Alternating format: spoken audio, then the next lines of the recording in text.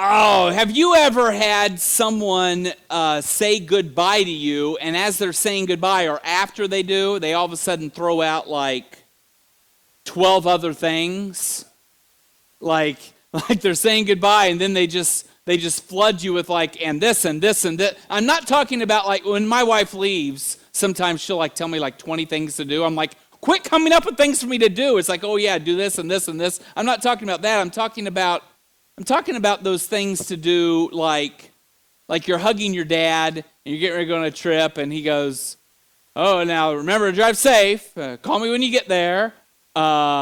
Take care of those kids." You throw out all those things, those type of things where you love the person, you're getting ready to say goodbye, but you can't just like say goodbye and it's done. It's like you have this urge to throw as much information at them to let you know that you care about them and you love them and you want the best for them. So you just start throwing these things out.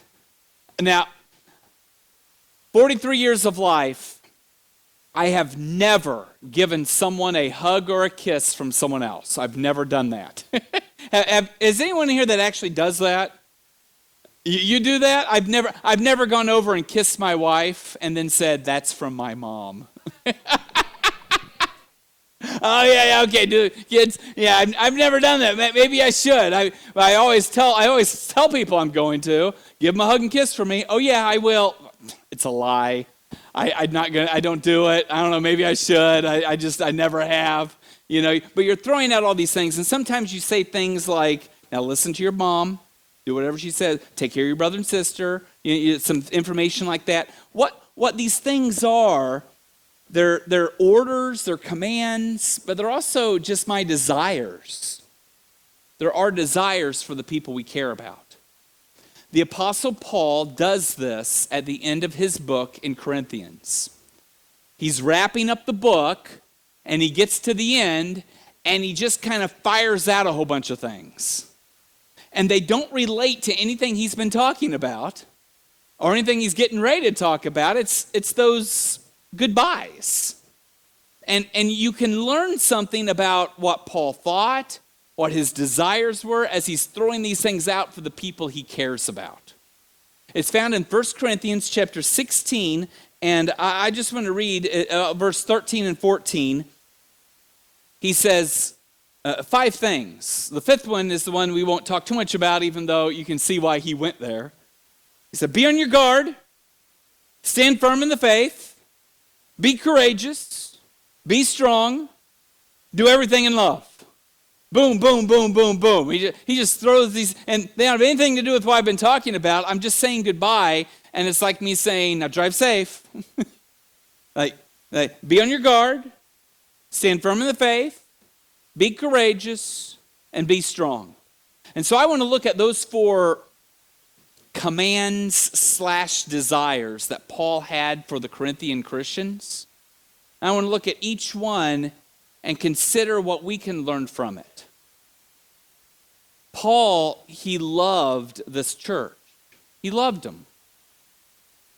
And as he's wrapping up, he can't sign off without throwing out some of these nuggets of wisdom. And so he begins with this first one, and he says, "Be on your guard." Be on your guard. What does that mean, to be on your guard? When someone tells me to drive safe, does it really help? Oh, you want me to drive safe? I was planning to drive as recklessly as I could. That was my plan. I know you're supposed to do like what, 10 and 2. I was going to my foot on the pedal. I mean, I was going to, or on the steering wheel. I was just going to be all over the place. But now that you said to drive safe, okay, I'm going to drive safe. I'm going to start being alert. What are we saying whenever we tell people to drive safe? Well, I'm reminding them that they need to be alert because life can throw you a curveball, and I don't want you to get injured. And so I want you to be awake, to pay attention, and I'm encouraging you to be as safe as you possibly can, because that's what I want for you.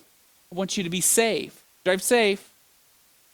And I believe that Paul has that type of a desire here as he's saying, Be on your guard. Be on your guard. Guard. What kind of guard? If you're a security guard, what are you doing? You're standing and the person you're protecting is right behind you. This bodyguard, he's giving this political speech. And you're standing there and you're scanning the audience. You're looking for anyone that might be a shady character, potential weapons. You're asking yourself what could happen. What could happen if this guy just jumped up right now? He's kind of, can I take him on? Stand here, protect him. I'm looking for threats. I'm scanning and I'm looking for threats, something that might harm what I'm protecting. If I'm a security guard at a museum, I'm looking at cameras, making sure no one's around. I'm checking out the parking lot. I'm going on my round. I'm walking through. I'm making sure doors are locked, making sure windows are safe, making sure this place is locked down because I want to keep it safe. To be on your guard teaches us how Paul kind of thought about life. He believed that there was a threat coming against the church at Corinth. And he gave them this word of wisdom: be alert, be ready, scan and look around, make sure that it's safe, because there's a threat that's out to get you. A few years ago I do all the grocery shopping in my family. Who does the grocery shopping? Who does it in your family? Oh, both of you do it? You do the yeah, okay. Okay, I do the grocery shopping in my family. It's easier for me to go to the grocery store than for Rachel to take all the kids. That's what we learned a few years ago. Whenever I'd be coming home from work, it's easier for her just to call and say, why don't you pick this up? And so I just finally end up taking it all on. I do all the grocery shopping. I used to like the little half carts. Have you ever been in grocery stores that have the half? I don't think I've seen them around here in Dexter. But you know what I'm talking about? They're not the full length ones, they're the short ones. And you can like maneuver a little easier, go in and out, grab your stuff. You know, I'm usually not, I have to go through the grocery store a lot, right? So I'm there all the time. So I just get them a few things all the time. So I'm getting one of those little ones. And I wasn't paying attention. I wasn't being very alert. I wasn't being on guard. Went out into the parking lot, and I'm trucking. And I knew I wasn't paying attention. I may have been practicing a sermon. Maybe I was praying. Maybe I was talking to myself. I don't know.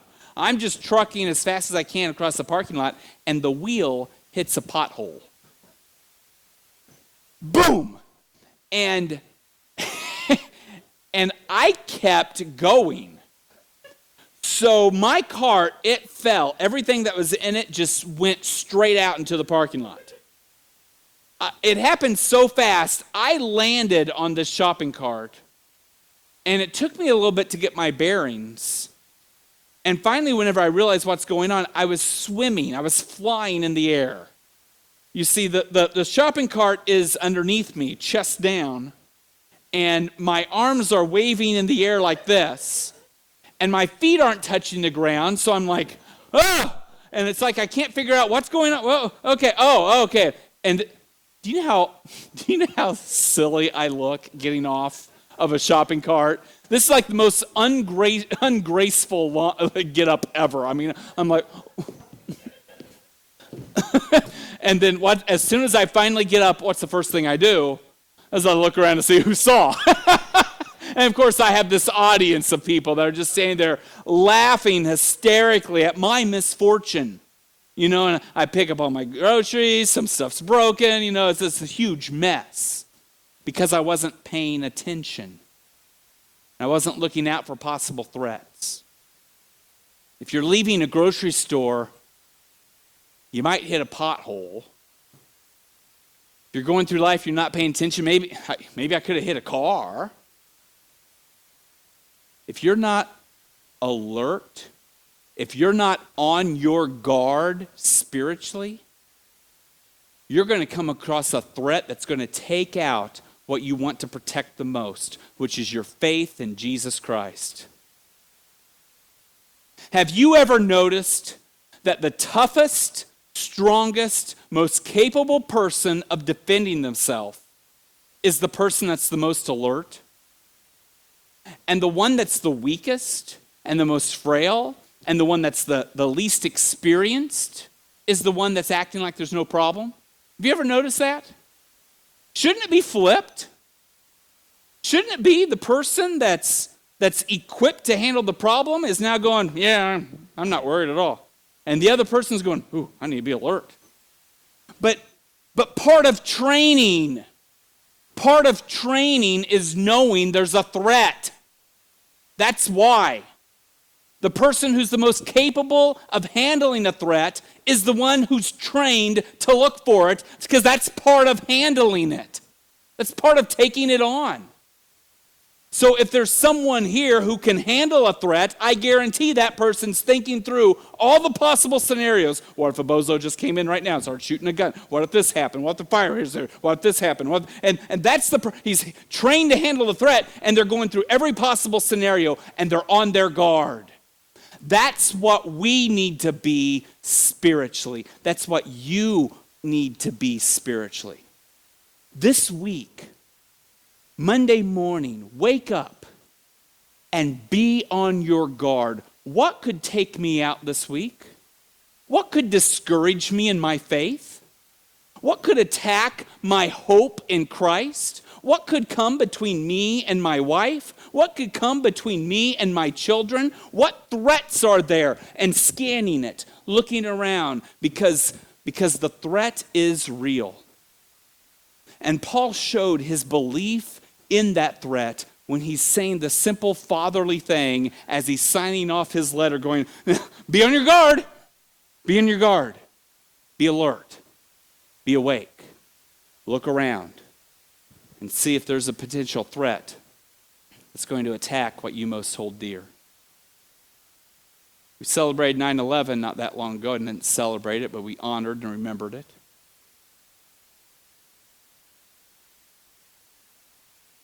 I remember how I felt at 9/11.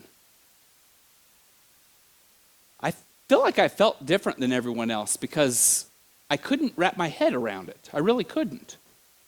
My wife called and she said that a twin tower had been hit by an airplane. So I went and turned on the television. I was at the church at the time. We had a TV, and I'm watching the news, and I'm trying to think, how does an airplane hit a building? I couldn't figure out how that would be possible. Did the pilot not see it? Was he on autopilot and the autopilot messed up? And I'm watching, and then a second plane hits a building. I'm like, what is going on? Something's wrong with all of our computers. And I'm reading at the bottom of the television about terrorists and an attack. And I'm like, the terrorists take over our computers? That doesn't make sense. I don't get it. I could not fathom a threat where someone would take over an airplane and then a suicide run, take themselves out running. I couldn't wrap my head around it. I was slow. It took me a long time to try to process that. We have a real enemy that wants to take you out. And do you know how many ways he can come up with doing that? You know how creative he is? He has been around a long time, and he wants to take us down, a true threat. So let us be alert. Let us be on guard, because he is coming at everything that you hold dear. And if he can take it out this week, he will. Satan hates you. He hates you, and he wants you to die. And if he can take you off your game, he will. What kind of entertainment is going to destroy your life? What kind of relationship and influence is going to distort your belief? Be on your guard. After he tells them to be on their guard, he says this, and he says, be on your guard, stand firm in the faith. In the faith. The way we use the phrase in the faith is different than how they used it. our definition's a little different. When I say in the faith today, I'm usually talking about a list of all the things that we believe. Here are my beliefs. Remain in the faith. Don't change what you believe. That's kind of what we mean by it. We're talking about faith as far as beliefs go. When they were talking about faith in the New Testament, almost always it's closely related to faithfulness. It's how you live.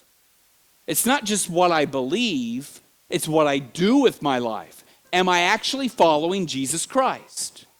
And so here, when Paul says, stand firm in the faith, he's not saying make sure you keep believing the things you have been believing.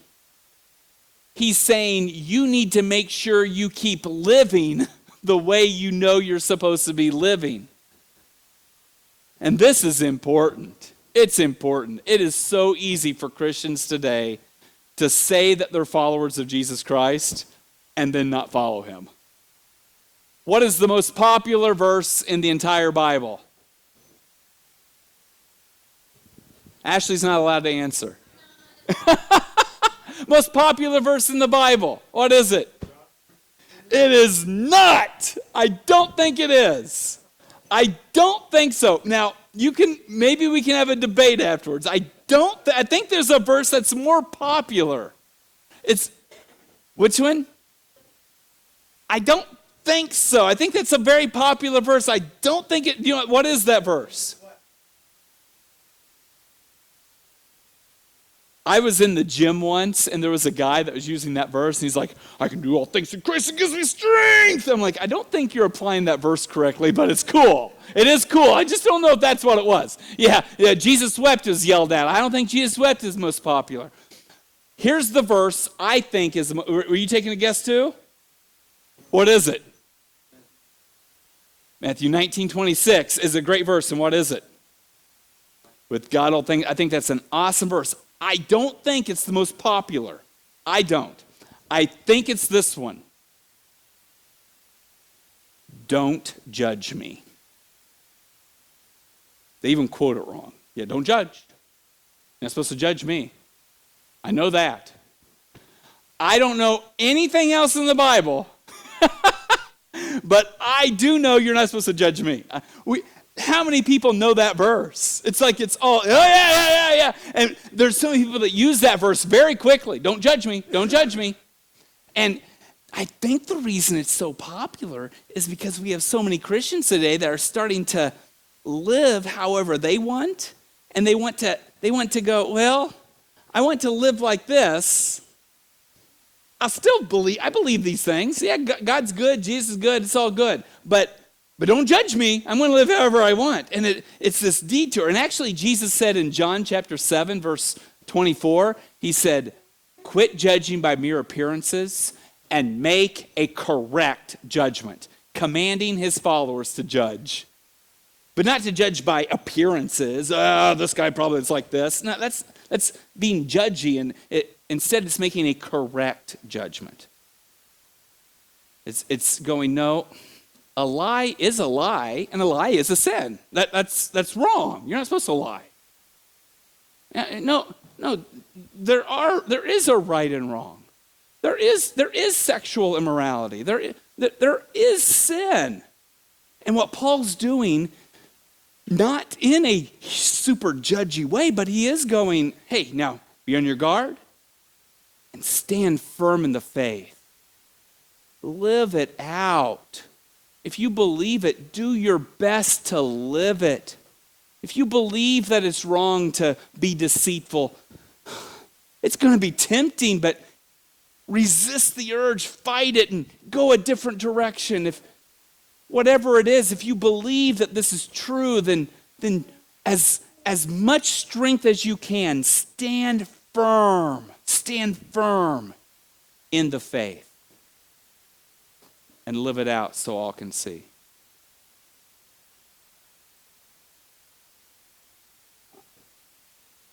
I think we sometimes forget a lot of the commands that God has given us are for our own good. It's because he loves us so much.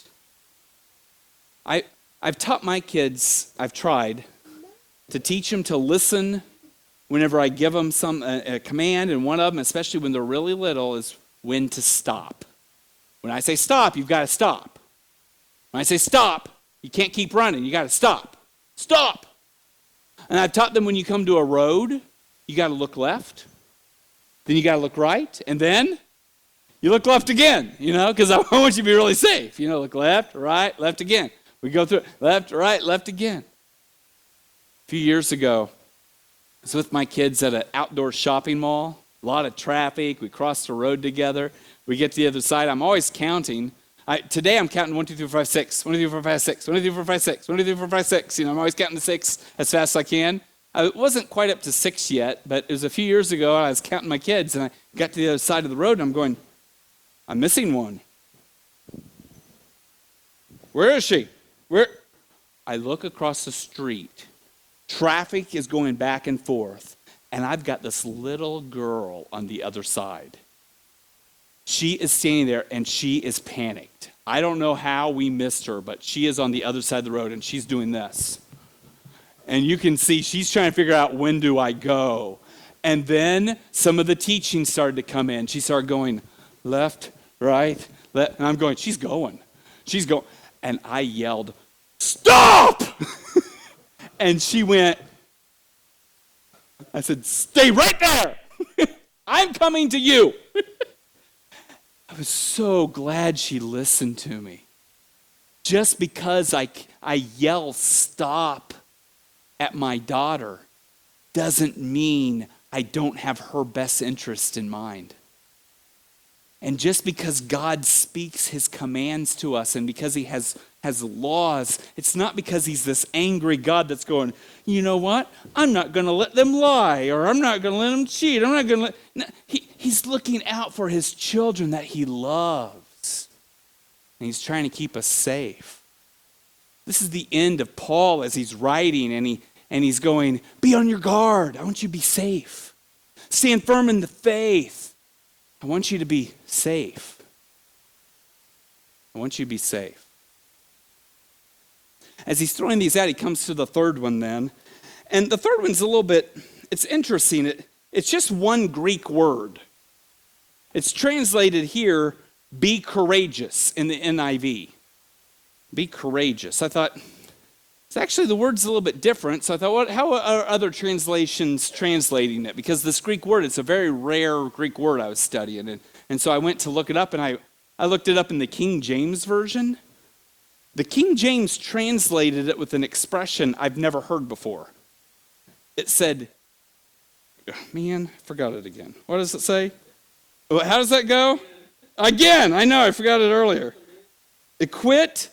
How do yeah, I'll get to it. King James. I'll edit all this out of this week's sermon. It says, quit you like men. Like, quit? I've never heard this expression. Have you heard this expression before? Quit? Q-U-I-T. Quit you like men. Like, I don't know what that means. Quit you like men. But the Greek word, it's a rare word. It's the word for man that means be a man. I think it'd be like us saying man up. Man up, be a man. So here Paul is going, be on your guard, stand firm in the faith, live it out. Be a man up. And we might use this, be a man, we might use this expression to encourage a young boy to be more mature. Be a man, we might. But more than likely, when we're telling someone to be a man, we're telling them to be courageous. We're telling them to look danger right in the eye and not to be afraid. You've just got to muscle the strength. You've got to muscle that courage. Be brave. Be a man. Don't cower down now. Don't go. I'll tease my little 3-year-old Macario. Not like tease, but like that playful tease. We'll go through everyone in the family, and I'll say, now let's see. Your brother, Nadon, he's a boy or girl? Boy. He's boy, yeah, boy, that's right. And your sister Cardia is a girl. Yes, okay. And now you're a girl, aren't you? I am a boy, he'll let me know, oh, he doesn't like that, that playful teasing, This charge spoken from Paul, not to just men, to an entire church, spoken to children and women. Paul writes to everyone this one unique, rare Greek word, man up. Be a man. And he tells everyone, be courageous. We need Christians who are brave in this world. I just read this last week. I've been waiting for this. This is something that I've been really nervous about. I've been afraid that our country would start making laws about what we're allowed to say and what we're not allowed to say. Laws against the freedom of speech. I've been really nervous about that because I've been going, I think, just like that's what they've done in Canada. They've outlawed certain things that you're allowed to say. They've done this in a lot of European countries. New York City this last week started making laws of what you're allowed to say and not say. And that's something I've been going, that makes me nervous. But whether there's laws about it or not, boy, you say the wrong thing as a Christian, you'll be attacked very quickly. We can't just throw kids into this new world and say, hey, see if you can last as a Christian. We've got to build them up. We've got to teach our children, we've got to teach ourselves how to be courageous in this world. How are we going to be courageous Christians in a world that's ready to attack us, where there's true threats?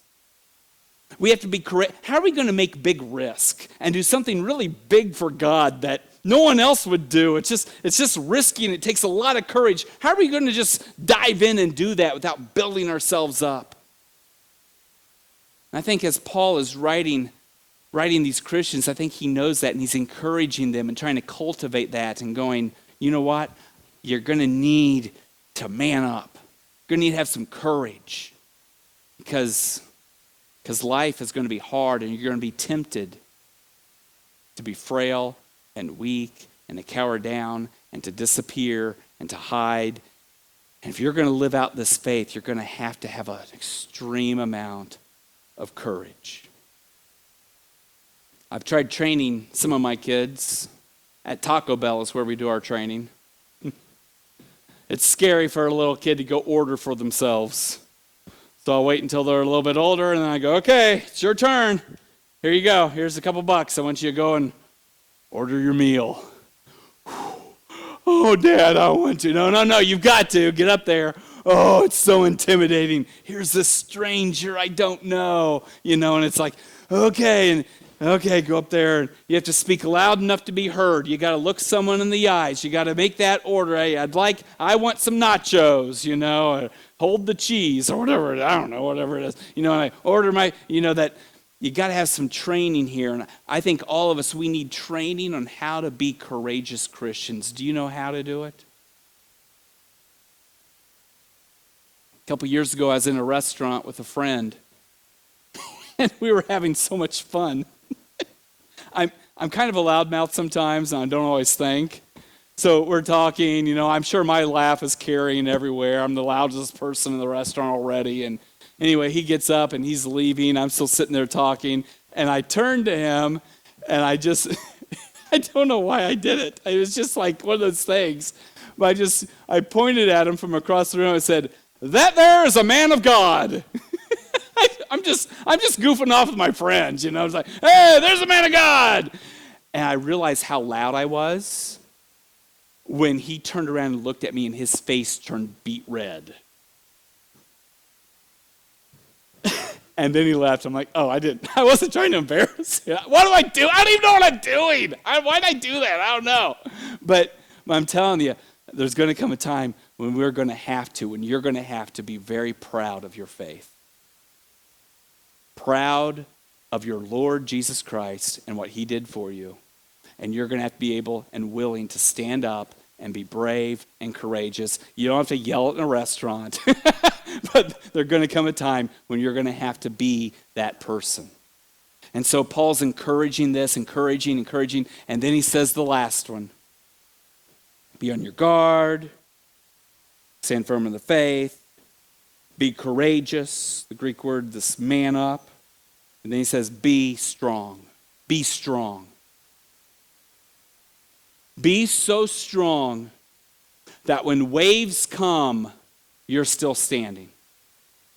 When you're attacked, you're still standing. When trials come and they tear you down and you feel like dropping to your knees, somehow you're strong and you're still standing.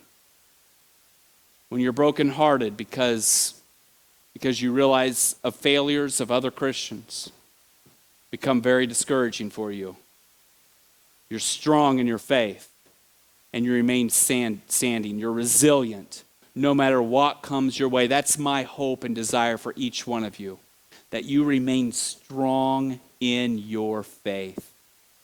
And I think it's interesting as he's going through all these, and he's talking about strength, be on your guard, stand firm in the faith, be courageous, be strong, and treat everyone with love. You were not being bullies here. But even though there's all these passages, so many about being humble and being loving and caring, there's just as many passages as Jesus is talking about being strong and bold and courageous. So none of our strength takes away from the fact that we are caring, loving people. In fact, perhaps it's evidence of how strong we need to be, because this world needs caring, loving, humble people who are strong, that aren't going anywhere. And that's what my desire is for you. Let's pray.